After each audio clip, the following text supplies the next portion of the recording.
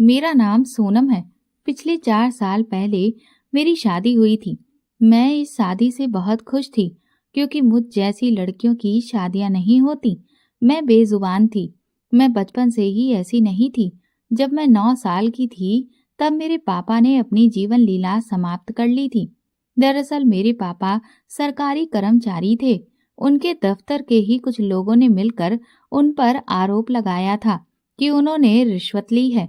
रिश्वतखोरी के जुर्म में उन्हें अरेस्ट कर लिया गया था। इस बीच उनकी बहुत बदनामी हुई थी। लोग उन्हें रिश्वतखोर कहने लगे थे। उस समय हम दोनों बहनें बहुत छोटी थीं। पापा अपनी दोनों बेटियों से बहुत प्यार करते थे। हम भी अपने पापा से इतना प्यार करते थे कि हमेशा हमने अपने पापा का कहना माना था। कभी उनकी मर्जी के बिना कोई काम नहीं किया था। हमारा छोटा सा परिवार खुशहाल जिंदगी गुजार रहा था। मेरे पापा ने ऑफिस में कुछ लोगों को रिश्वत लेते हुए देख लिया था और वो उन लोगों के खिलाफ आवाज उठाना चाहते थे। जब उल्टा उन लोगों ने ही मेरे पापा को रिश्वतखोरी के जुर्म में अरेस्ट करवा दिया था। अरेस्ट होने की वजह से पापा की बहुत बदनामी हुई थी। पापा के एक दोस्त बहुत अमीर थे जो उन दिनों अपने काम के सिलसिले में आउट ऑफ कंट्री गए हुए थे।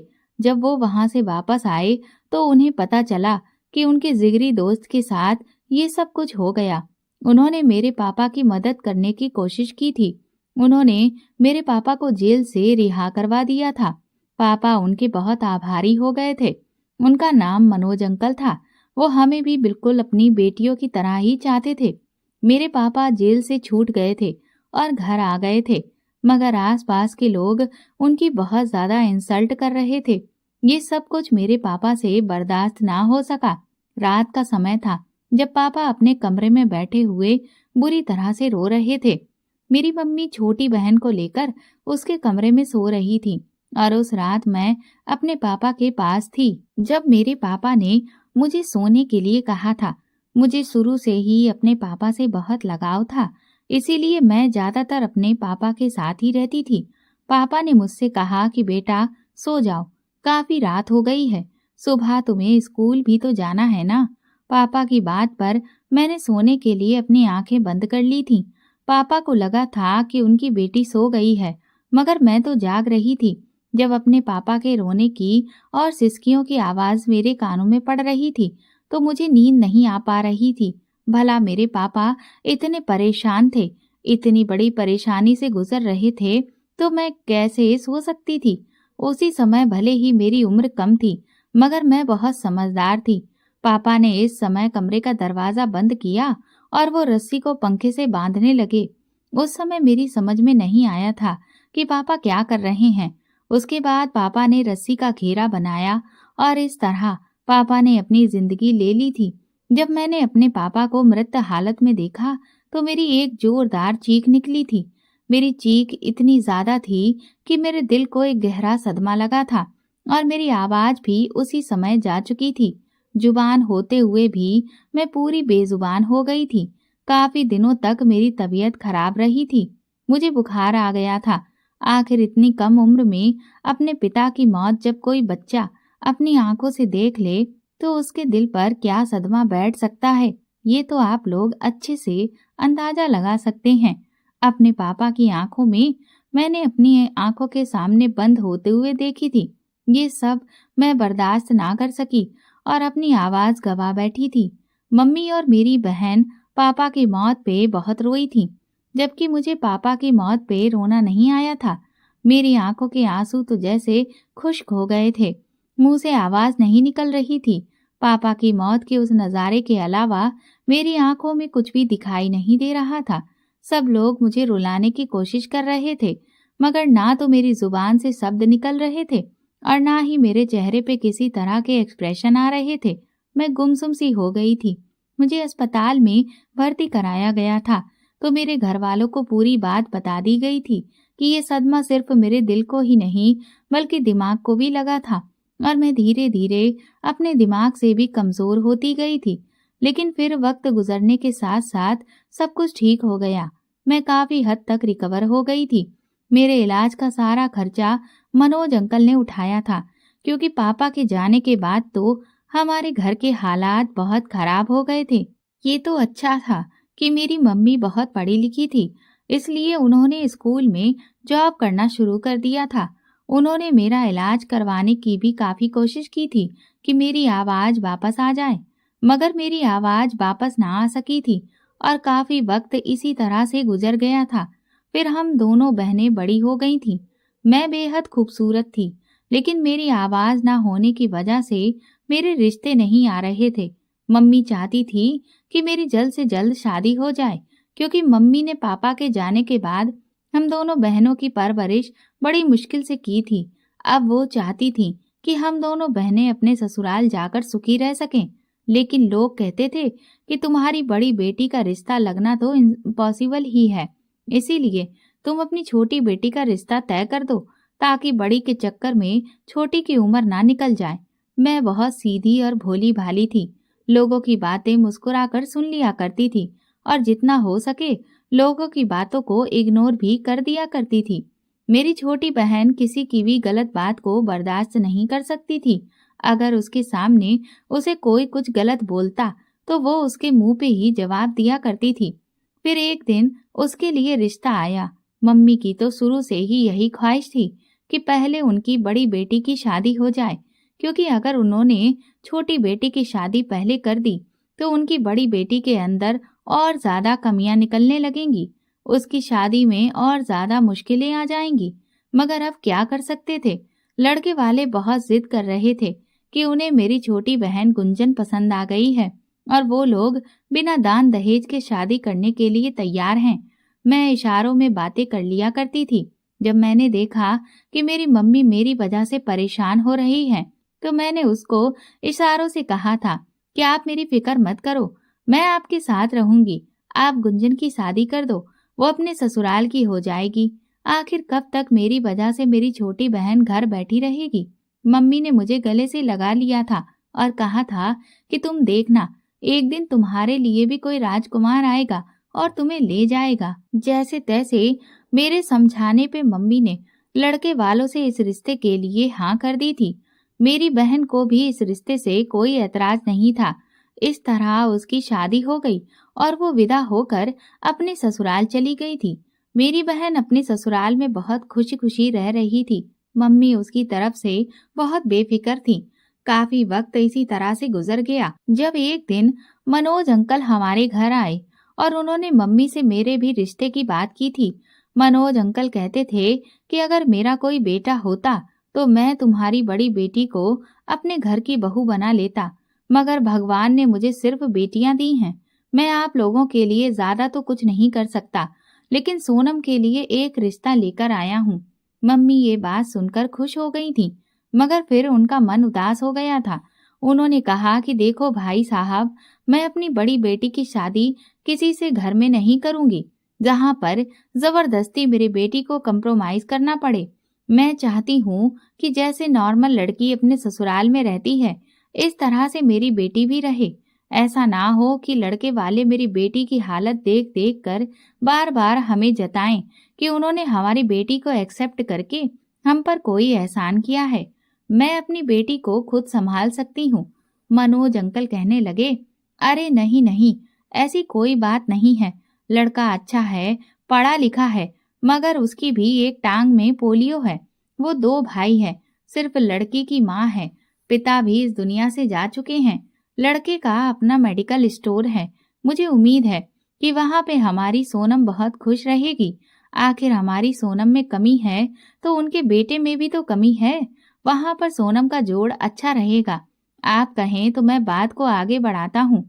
ये बात सुनकर मम्मी ने कहा था कि अच्छा, ऐसी बात है तो फिर मुझे एक बार सोनम से पूछना पड़ेगा, क्योंकि आप तो जानते हैं कि मेरी बेटी जन्म से बेजुबान नहीं है। अपने पिता की मौत का सदमा उसने अपने दिल पर इतना गहरा ले लिया है कि वो इस दिन के बाद से कभी दोबारा बोल ही नहीं पाई।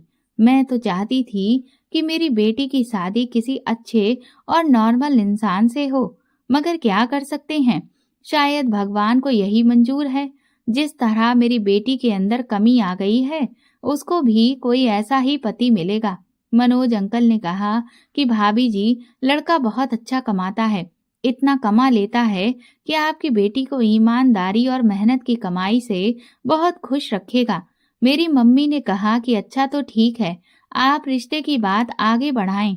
हम लड़के को देख लेते हैं और उसके घर परिवार से मिल लेते हैं। उसके बाद ही कोई डिसीजन लेंगे।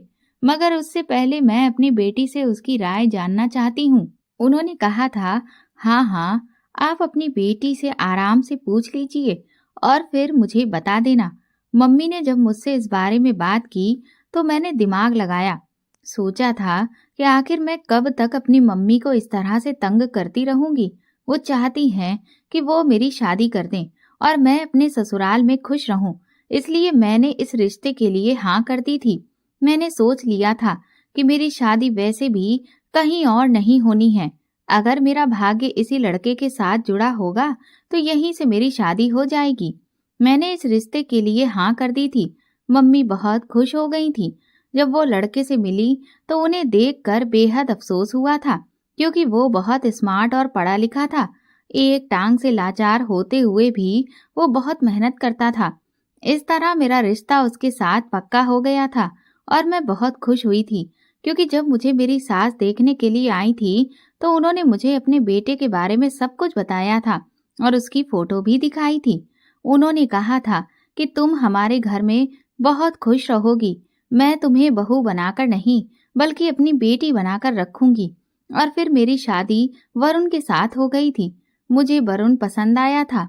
उसने भी मेरी खूबसूरती की बहुत तारीफ की थी और मेरी शादीशुदा जिंदगी अच्छी तरह से गुजरने लगी थी।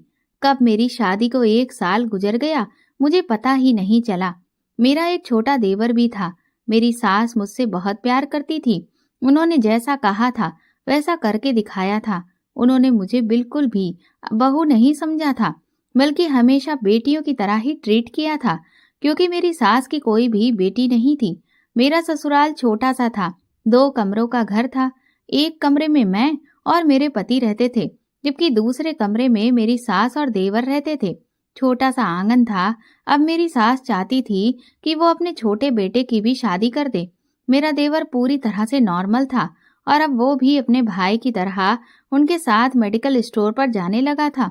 दोनों भाई मिलकर मिल बांट कर काम किया करते थे और उन दोनों की कमाई से ही घर चल रहा था। मेरे पति और सास ने मुझे कभी भी किसी तरह की कोई कमी नहीं होने दी थी। मैं घर के सारे काम करती थी। अपनी सास को कभी कुछ भी नहीं करने देती थी। मेरी सास ने अपने छोटे बेटे के लिए लड़की तलाश करना शुरू कर दिया था। मेरी सास बहुत अच्छी थी। वो ज्यादातर अब बीमार रहती थी और अपने कमरे में ही रहती थी। वो चाहती थी कि उनके छोटे बेटे की पत्नी भी उनकी बड़ी बहू की तरह हो, जो घर को अच्छी तरह से संभाल ले और घर में निभाने वाली हो। फिर एक दिन मेरी सास को पड़ोस की एक औरत ने मेरे देवर रवि के लिए एक लड़की बताई थी। उन्हें वो लड़की बहुत पसंद आई थी और इस तरह से उनका रिश्ता मेरे देवर के साथ पक्का हो गया था। और फिर मेरे देवर की भी शादी हो गई थी और मेरी सास जिस कमरे में वो अपने बेटे के साथ रहती थी, अब उन्होंने बाहर आंगन में अपनी चारपाई डाल ली थी और उस कमरे में अब उनके छोटे बेटे बहू रहने लगे थे। मेरे पति को ये बात पसंद नहीं आई थी कि उनकी माँ आंगन में रहे, इसीलिए उन्होंने मेरी सास से मेरे कमरे में रहने के लिए कहा था। मुझे भी इस बात से कोई ऐतराज नहीं था। मेरी सास मेरी माँ समान थी। वो हमारे कमरे में रह सकती थी। मेरी सास अब पहले से भी ज्यादा बीमार रहने लगी थी, क्योंकि मेरी देवरानी का बिहेवियर बहुत खराब था। वो घर का कोई काम काज नहीं करती थी और ना ही घर में किसी से ढंग से बात करती थी। उन दिनों दोनों भाई मेडिकल स्टोर पर गए हुए थे जब मैं अपनी मम्मी से मिलकर ससुराल वापस आई थी। उस समय लगभग रात के 7 बज रहे थे। मैंने देखा कि घर का दरवाजा खुला हुआ था और मेरी देवरानी के कमरे से किसी के बोलने की आवाजें आ रही थीं, जबकि मेरी सास मेरे कमरे में ही थी। मुझे लगा कि शायद उनका भाई आया होगा, इसीलिए मैं किचन में आ गई। मेरी देवरानी तो अपनी मर्जी से ही किचन में जाती थी। मैं उसके साथ हमेशा अच्छा व्यवहार रखती थी, इसीलिए उसके आए मेहमानों के लिए चाय नाश्ता बनाने के लिए चली गई।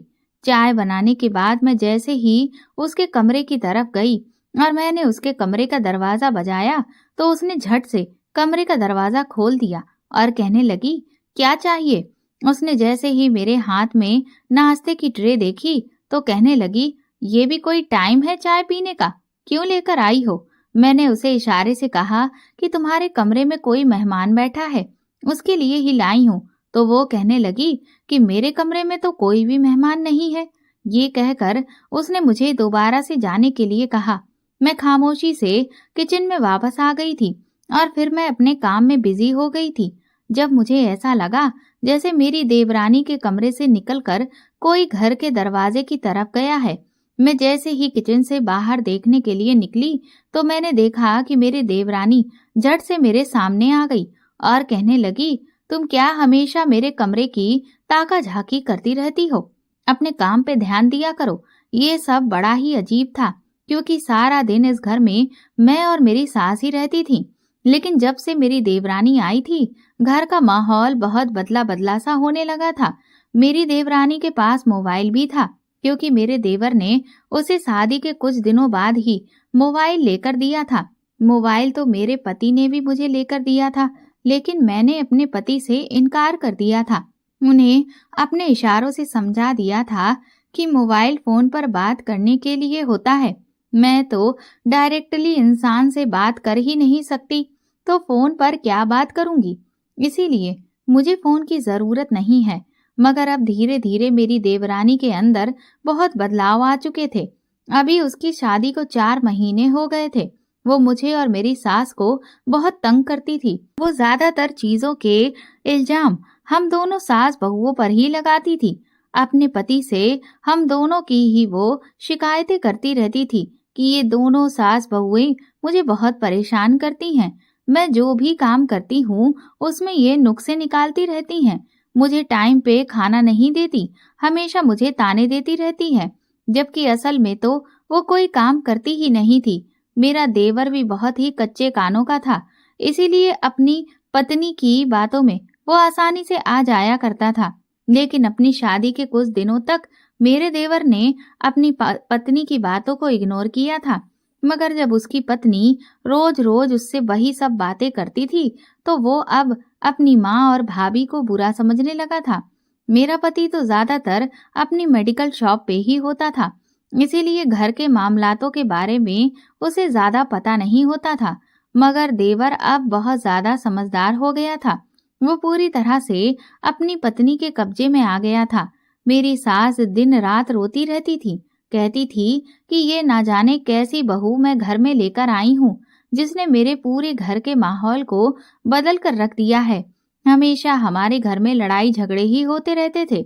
मैं तो अपनी देवरानी को कोई जवाब दे ही नहीं सकती थी, लेकिन मेरे बदले का जवाब मेरी सास दिया करती थी।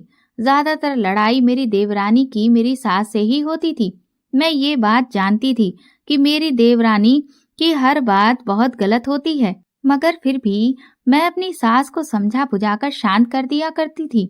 अब तो मेरी देवरानी घर से अलग रहने को कहती थी, जबकि मेरा देवर दूसरे घर में लेकर नहीं जा सकता था उसको, क्योंकि इतनी महंगाई के जमाने में वो अपना अलग घर कैसे बना सकता था और ना ही वो किराए पे जा सकता था। इसीलिए अब उन दोनों पति पत्नी के बीच में ही दिन रात झगड़े होने लगे थे। एक दिन तो मेरा देवर तंग आकर अपने कमरे से बाहर निकला और मेरी सास के पास आकर बैठ गया। उनसे कहने लगा कि आप दोनों सास बहुएं खुद ही तो पसंद करके लाई हो ना मेरी पत्नी को मेरे लिए, तो फिर क्यों इसके पीछे पड़ गई हो? मेरी शादी करवाई है तो फिर मुझे सुकून से रहने दो। मैं जब घर के अंदर आता हूँ तो ये रो रही होती है कि आज मेरे साथ ये हुआ, आज मेरे साथ वो हुआ। आखिर आप लोग इसे चैन से क्यों नहीं रहने देते हो? मैं इसको अपना घर बसाने के लिए लाया हूँ, तुम लोगों के कामों के लिए तो नहीं लाया हूँ ना। और वैसे भी घर का काम काज करने के लिए भाभी तो है ना, तो फिर घर का सारा लोड आपने मेरी पत्नी के ऊपर क्यों डाल रखा है? वो घर के सारे काम करते करते थक जाती है, जबकि जिस दिन से मेरी पत्नी ने इस घर में कदम रखा है, भाभी सारा सारा दिन आराम करती रहती है। आपको अपनी बड़ी बहू से इतनी ही हमदर्दी है तो फिर छोटी बहू लाने की क्या जरूरत थी? मैं तो कुछ बोल नहीं सकती थी, लेकिन मेरी सास ने कहा कि बेटा, हम तुम्हारी पत्नी से कोई काम नहीं करवाते, सारा काम तो तुम्हारी भाभी ही करती है।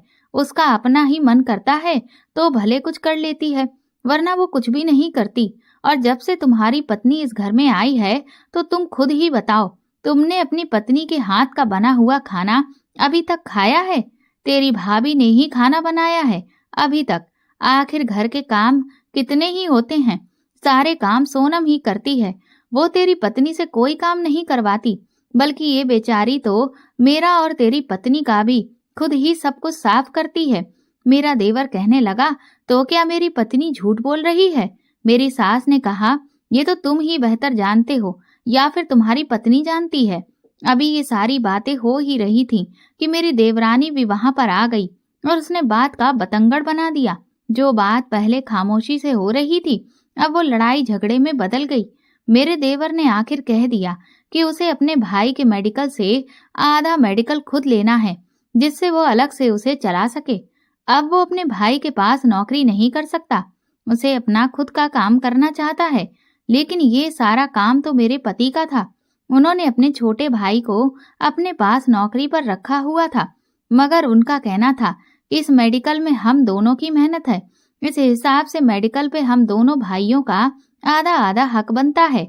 लेकिन मेरी सास ऐसा नहीं कर सकती थी, क्योंकि कुछ भी उनके हाथ में नहीं था।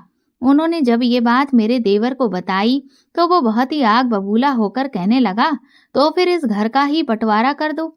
ये घर आधा आधा हम दोनों भाइयों का है। मैं अपनी पत्नी के साथ अलग रहना चाहता हूँ। ये बात सुनकर मेरी सास की तबीयत बिगड़ने लगी थी, क्योंकि वो नहीं चाहती थी कि उनके दोनों बेटे अलग अलग हों। वो दोनों पति पत्नी तो अपने कमरे में जा चुके थे। मैं अपनी सास को संभालने की कोशिश कर रही थी कि इतने में ही मेरे पति आ गए। जब उनको ये बात बताई गई, तो मेरे पति को तो बहुत गुस्सा आया था, क्योंकि अभी तक तो मेरे पति इन सारी बातों से अनजान थे। अब उनको पता चल गया था कि घर का माहौल कैसा चल रहा है।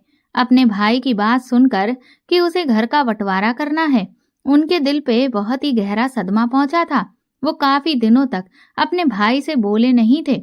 घर का माहौल बहुत ही बिगड़ा हुआ चल रहा था कि तभी इसी दौरान मेरे पति का एक्सीडेंट हो गया। एक तो वो बेचारे पहले से ही एक टांग से लाचार थे। जब वो मेडिकल से आते समय सड़क पार कर रहे थे, तो उसी समय तेज रफ्तार गाड़ी ने उनको एक जोरदार टक्कर मार दी और वो बच नहीं सके। वो इस दुनिया को छोड़कर चले गए थे। अपने पति की मौत पर मैं बहुत रोई थी। मुझे अब कुछ भी अच्छा नहीं लग रहा था। मेरी सास का हाल भी कुछ ऐसा ही था। वो बार बार अपने बेटे को याद करके रोती और कहती कि इस उम्र में तो मुझे चले जाना चाहिए था। मेरा बेटा क्यों मुझे छोड़कर चला गया? अब हम दोनों सास बहुएं ही इस घर में एक दूसरे का सहारा बचे थे, क्योंकि मेरा देवर तो अपनी माँ को कभी भी पलट कर देखता भी नहीं था। मेरी मम्मी मुझे अपने साथ ले जाने के लिए आई थी। उन्होंने कहा था कि अब तुम्हारा इस घर में कोई भी नहीं है, तुम मेरे साथ चलो। मगर मैंने मम्मी से इनकार कर दिया था। मेरी सास ने भी मम्मी से कहा था कि ये मेरी बहू नहीं बल्कि बेटी है, और मेरी बेटी को मुझसे जुदा मत करो। जब तक मैं जिंदा हूँ तब तक इसे मेरे साथ रहने दो।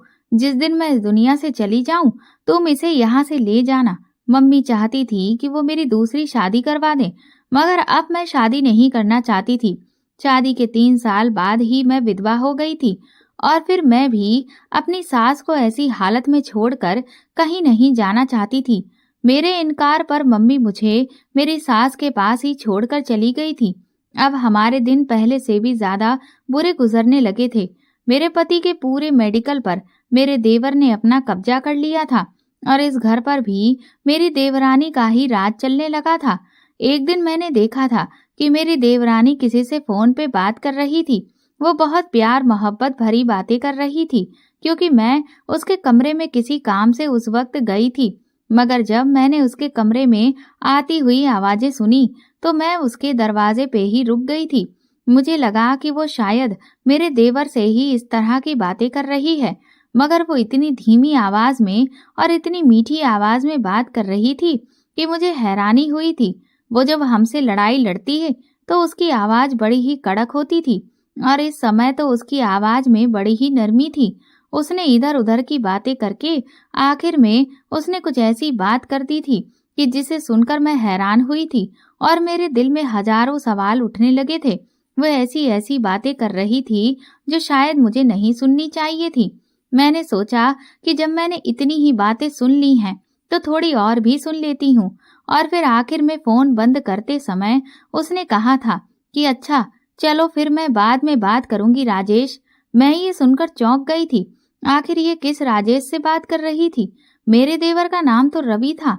इसका मतलब ये था कि मेरी देवरानी जो इतनी प्यार मोहब्बत भरी बातें कर रही थी वो मेरे देवर से नहीं कर रही थी। उसकी ऐसी हरकतें देखकर मुझे बहुत बड़ा गुस्सा आया था।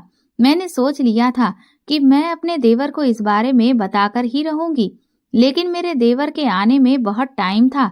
ये सारी बात मैं इशारों से सबसे पहले अपनी सास को समझाती थी। मेरी सास कहने लगी कि बेटा, मुझे तो इस लड़की पे पहले से ही शक था। मुझे तो ये पहले से ही ठीक नहीं लगती थी। अब तुम देखो, मैं अपने बेटे को सब कुछ बताती हूँ, क्योंकि मेरी सास भी समझ गई थी कि मेरी देवरानी किसी और से फोन पर बातें कर रही थी। फिर मुझे याद आया कि मेरा देवर और मेरी देवरानी बहुत ही दोनों चालाक हैं। अगर उन्होंने मेरी सास से सबूत मांगा तो फिर मैं उन्हें क्या सबूत दूंगी? मैंने अपनी देवरानी को किसी से फोन पर बात करते हुए सुना है। मैंने इस बार अपनी सास को कह दिया था कि अभी हम इस बारे में रवि से कोई बात नहीं करेंगे, क्योंकि वो हमसे इसको लेकर सबूत मांगेगा, हमारी सच्चाई का। मैंने उससे कहा था कि अगली बार अगर मैं ऐसी कोई हरकत भी अपनी देवरानी को करते हुए देखती हूँ तो मैं उसके खिलाफ सबूत इकट्ठा करूंगी, ताकि हम उसे रंगे हाथों पकड़ सकें। मेरी सास कहने लगी कि हाँ, तुम ये बात बिल्कुल ठीक कह रही हो। हम उस दिन दोनों सास बहुएं खामोश हो गए थे, लेकिन कुछ दिनों के बाद मैंने फिर से देखा था कि मेरी देवरानी किसी से वीडियो कॉल पर बात कर रही थी। मैं अपनी देवरानी के कमरे में झांक रही थी। मुझे अपनी देवरानी की शक्ल तो नजर नहीं आ रही थी, लेकिन मोबाइल वाले बंदे की शक्ल साफ नजर आ रही थी। लगता था कि मेरी देवरानी को सबको नाम से पुकारने की आदत है। इस बार मेरी देवरानी वीडियो कॉल पर कह रही थी कि मुकेश, मुझे तुम्हारी बहुत याद आती है। अब ये मुकेश कौन था? अब मैं चुप नहीं रह सकती थी। अब तो मुझे पक्का यकीन हो गया था कि वो मेरे देवर को धोखा दे रही है और मेरे देवर पर उसके प्यार का भूत सवार है। उसकी आंखों पर पट्टी बंधी हुई है, तभी तो उसे अपनी पत्नी की हरकतें दिखाई नहीं देती।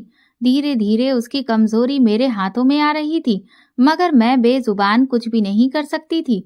लेकिन मैंने सोच लिया था कि मैं कुछ ना कुछ तो जरूर ही मुझे करना ही होगा। मुझे इस बार मैंने ये बात अपनी सास को नहीं बताई। मेरी सास तो वैसे भी यही चाहती थी कि किसी भी तरह से मेरी देवरानी इस घर से निकल जाए। वो जरूर भावनाओं में बह जाती, इसीलिए मुझे समझदारी से काम लेना था। मैंने अपने देवर के आने का इंतजार किया और अपनी सास के सामने अपने देवर को इशारों से ये बात समझा दी थी कि उसकी पत्नी गैर मर्दों से फोन पर बातें करती है। मैंने उसे समझाया कि आज भी वो वीडियो कॉल पे किसी से बात कर रही थी और बहुत ज्यादा तैयार होकर कह रही थी कि मुकेश, मैं तुम्हारे बिना नहीं रह सकती। मेरी बात समझकर तो मेरे देवर की आंखें फटी की फटी रह गई थीं। तभी मेरी देवरानी बीना वहां पर आ गई और कहने लगी कि रवि, तुम अपनी गूंगी भाभी की बातों में आ रहे हो। ये औरत तो गूंगी होने के साथ साथ बेवकूफ भी है। भला मैं किससे फोन पर बात करूंगी? मैं तो मोबाइल में सीरियल देख रही थी और जैसे जैसे डायलॉग उसमें आ रहे थे उन डायलॉग्स को मैं कॉपी कर रही थी और उनके जैसी एक्टिंग करने की कोशिश कर रही थी। ये सब करने का मुझे शौक है। पूछो अपनी भाभी से, क्या इन्होंने मोबाइल की स्क्रीन पे किसी को मुझसे बात करते हुए देखा था? मेरे देवर ने मेरी तरफ घूर कर देखा और कहने लगा कि आपने किसी की आवाज मोबाइल की तरफ से आती हुई सुनी थी या किसी को मोबाइल स्क्रीन पे देखा था? मेरा मन बिल्कुल साफ था। मैं चाहती तो अपनी देवरानी पे और भी इल्जाम लगा सकती थी, मगर मैं जितना जानती थी मैंने उतना ही बताया। मैंने ना में सिर हिला दिया। मेरी देवरानी मुझे देखकर मुस्कुरा रही थी, जबकि मेरी सास ने अपना सर ही पकड़ लिया था। मेरे देवर को बहुत गुस्सा आया था। वो मुझ पर जोर से चिल्लाया। मैं डर कर अपनी सास के पीछे हो गई थी। मेरा देवर कहने लगा, अगर वीना मोबाइल पकड़कर एक्टिंग कर रही थी तो इसका मतलब ये तो नहीं कि वो किसी से बातें कर रही थी। पहले बात की जांच पड़ताल निकाल लिया करो कि कौन क्या कर रहा है। बिना सोचे समझे किसी पर इल्जाम नहीं लगाना चाहिए भाभी। आखिर आपकी हिम्मत भी कैसे हुई मेरी पवित्र पत्नी पर आरोप लगाने की? अपने देवर की बातों से तो मैं बेहद ज्यादा डर गई थी। उनकी पत्नी कितनी पवित्र थी ये तो मैं अब बहुत अच्छी तरह से जानती थी। मगर मैंने इस बार भी गलती कर दी थी। बिना ही सबूत के मैंने अपने देवर को उनकी पत्नी की हकीकत के बारे में बता दिया था, जिस पर मेरे देवर ने मेरी बात का कोई यकीन नहीं किया था। मेरी देवरानी ने आग में तेल डाला और रोना शुरू कर दिया। वो कहने लगी कि इस औरत ने बेजुबान होते हुए भी मुझ पर इतना घटिया इल्जाम लगा दिया। सोचो, ये बोलती होती तो ना जाने क्या करती।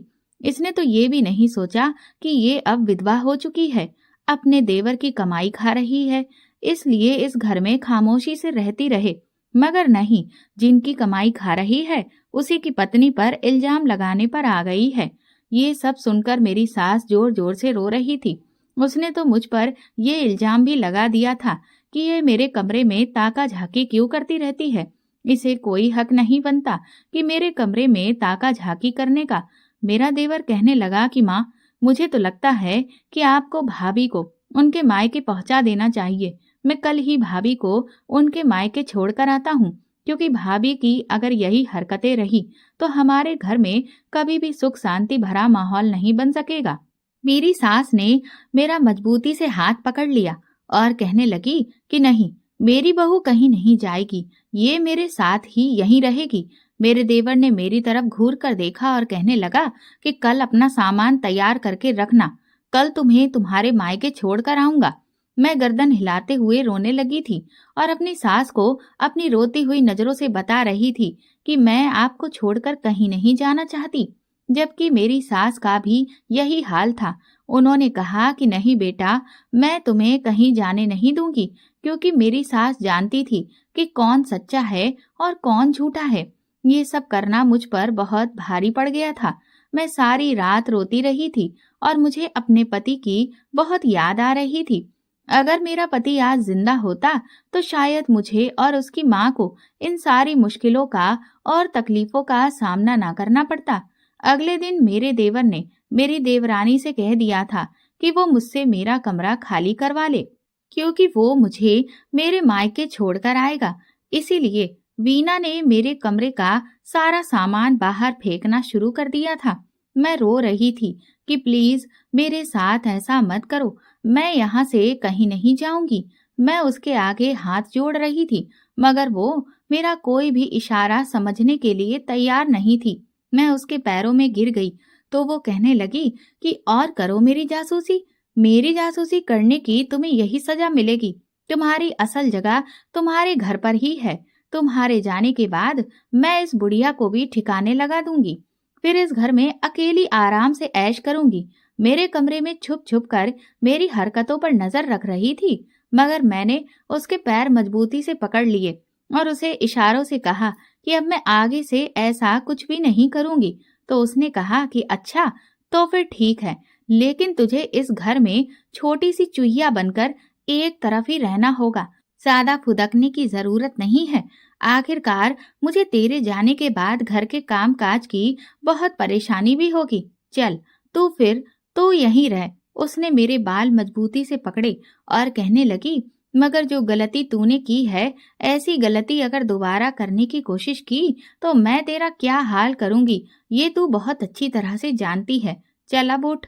और ये सारा सामान समेट कर इस जंग में मेरी देवरानी जीत चुकी थी। अब वो हम दोनों सास बहुओं को ढंग का खाना भी नहीं देती थी। दोनों पति पत्नी खाना खाकर मिलजुल कर आराम से रहते थे और आराम से खाते थे और सो जाते थे। हम दोनों सास बहुओं को उनके आगे का बचा हुआ खाना ही मिलता था, जो मैं खुद भी नहीं खाती थी। अब अपनी सास को खिला दिया करती थी, क्योंकि उनकी तबीयत ज्यादा खराब रहने लगी थी। इसीलिए ये खाना मुझसे ज्यादा उनके लिए बेहद जरूरी था। मेरी देवरानी ने मेरे देवर से ना जाने क्या कहा था कि वो मुझे घर से निकाल नहीं पाया था, मगर ये सब देखकर मेरी सास बहुत परेशान थी। वो कहती थी कि बहू, मेरी वजह से तू इस घर में टिकी हुई है। अगर तू चाहे तो अपने मायके जा सकती है। मगर मैंने उनके हाथ पकड़ लिए थे और उन्हें अपनी रोती हुई आंखों से समझाया था कि मैं उन्हें छोड़कर कहीं नहीं जाऊंगी। उन्होंने हमेशा मेरी माँ की तरह मेरा ख्याल रखा। भला मैं ऐसे मुश्किल समय में उन्हें छोड़कर कैसे जा सकती थी? पहले तो मेरी देवरानी मुझे और मेरी सास से छुपकर ये सारे काम करती थी, लेकिन अब वो खुलेआम सब कुछ करने लगी थी, जिससे ये सब साफ साफ जाहिर हो गया था कि वो एक कैरेक्टर लेस औरत थी। वो एक ऐसी औरत थी जिसे अपनी खूबसूरती के जाल में मर्दों को फंसाने की बहुत चाहत थी। वो मर्दों को फंसाकर उससे पैसे लूटती थी, उसके साथ खुशी खुशी बातें करके उनसे अपनी तारीफें करवाती थी। ये सब करना उसे बहुत पसंद था। हम दोनों सास बहुएं कुछ नहीं कर सकती थी, इसीलिए हम ये सब देखकर भी खामोश थे और चुपचाप देखते रहते थे। कई बार तो ऐसा भी हुआ था कि मर्द घर में भी आते थे और आते ही उसके कमरे में चले जाते थे। काफी काफी देर बाद वो लोग निकल कर जाते थे। अभी तक इस बारे में मेरे देवर को पता नहीं चला था कि उसकी पत्नी कैसी है। वो तो अपनी माँ और अपनी भाभी को ही गलत समझता था। मैं चाहकर भी उसकी सच्चाई अपने देवर के सामने नहीं ला सकती थी, क्योंकि अब मैं जानती थी कि मेरा अंजाम बहुत बुरा होने वाला था, क्योंकि मुझे खामोश ही रहना था। उसने कहा था, अगर तुमने इस बारे में किसी को बताने की कोशिश की तो मैं इस बुढ़िया को जान से मार दूंगी। वो मेरी सास को मारने की धमकी दिया करती थी और कहती थी कि तुझ पर इतने इल्जाम लगाऊंगी कि तुझे अपनी जिंदगी से नफरत होने लगेगी। वो बहुत शातिर और चालाक औरत थी, इसलिए मैं उसकी बातों को खामोशी से बर्दाश्त किया करती थी। सब कुछ अपनी आंखों से देखते हुए भी मुझे इग्नोर करना पड़ता था। मैं घर के सारे काम नौकरानियों की तरह करती थी और एक तरफ अपनी सास की भी सेवा करती थी।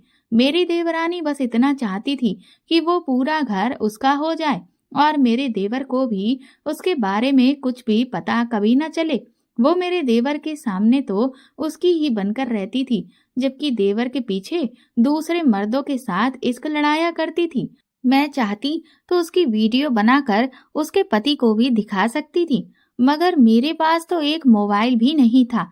उस समय मुझे अपने पति की याद आती थी, जब वो मुझे जबरदस्ती मोबाइल दे रहे थे और उसने कहा था कि जरूरी नहीं कि ना बोलने वाला इंसान मोबाइल का इस्तेमाल ना करे, ये तुम्हारे बहुत काम आ सकता है। मगर मैंने फिर भी अपने पति से इनकार कर दिया था कि मुझे मोबाइल की कोई जरूरत नहीं है। एक दिन मेरी देवरानी ने मुझे फंसाने की पूरी पूरी कोशिश की थी।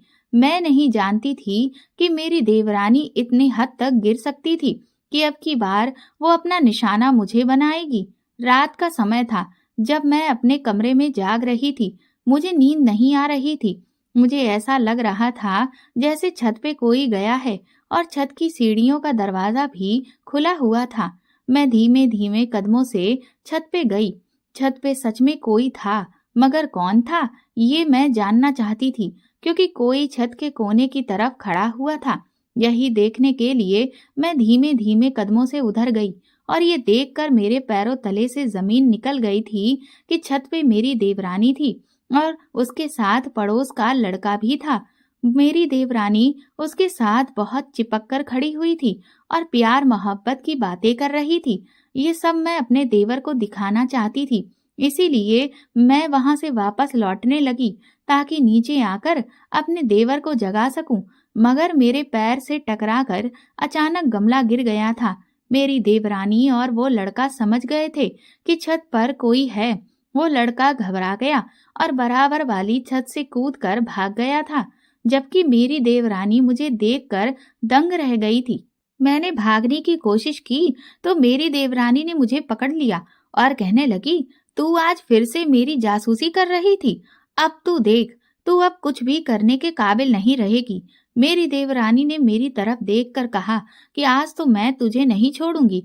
आज मेरे हाथों से तू नहीं बच सकती। मेरी देवरानी मुझे छत की दीवार के पास लेकर गई।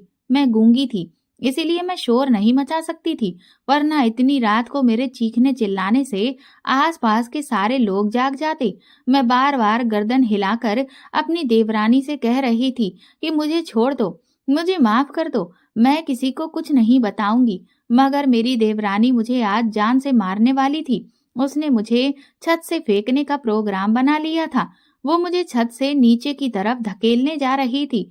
वो मुझे जबरदस्ती धक्का देने की कोशिश कर रही थी, मगर अंधेरे में अचानक से मुझ पर जोर देने की वजह से वो मुझे धक्का ना दे सकी, बल्कि खुद की छत से नीचे गिर गई थी और गिरकर सीधा घर के बाहर गई थी। और ज्यादा ऊंचाई से नहीं गिरी थी, मगर मुझे गिराकर या तो लाचार कर देना चाहती थी या फिर इस दुनिया से भेज देना चाहती थी।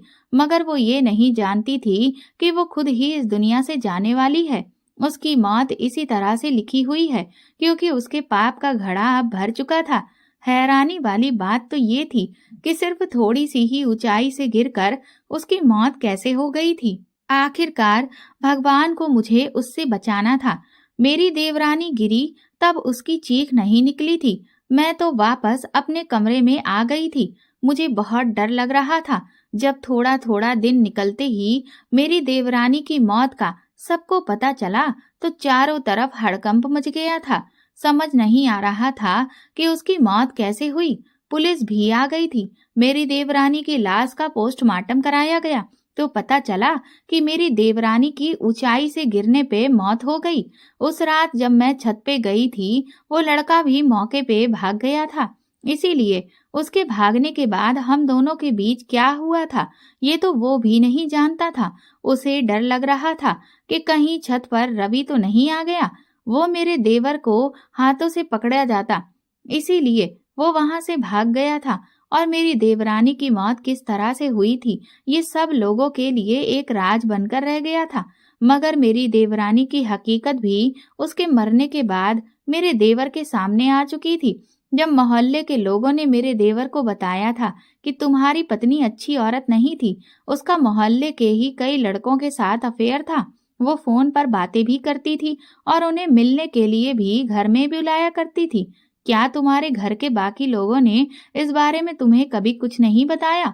जब मेरे देवर ने इस बारे में मेरी सास को बताया तो मेरी सास ने मेरे देवर से कहा था, तुम्हारी पत्नी के बारे में बताने की तो सोनम ने कई बार कोशिश की थी, मगर तुमने उसकी बात पर यकीन न करके अपनी पत्नी की बातों पर यकीन किया था।